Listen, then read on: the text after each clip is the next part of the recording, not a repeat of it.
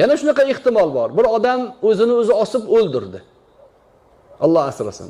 Uni olishdi-da, o'zini o'zi osdi dedi-da, ba'zi odamlar chiqib o'lganga janoza o'qilmaydi, o'zini o'ldirganga kunvor dedi. Janjal bo'ldi, to'polon bo'ldi, kun vorishdi bir narsa qilib, janoza o'qimadi. Bir oydan keyin ma'lum bo'ldiki, u o'zini osmagan ekan, kimdir uni osib ketgan ekan. Nima bo'ladi? Imomni boshiga balo bo'ladi. Butun oila kelib turib imomni yoqasiga ushlaydi. Sen deydi, o'qimading, mana o'zini o'ldirmagan ekan-ku deydi. Mana shunga o'xshagan bir qancha ehtimollar bor. O'lgan odamga janoza o'qib qo'yaveramiz. Avvalo o'zini o'ldirgan odam najot topishi juda ham qiyin, lotereyaga o'xshaydi. Lotereyada hamma yutmaydi lekin.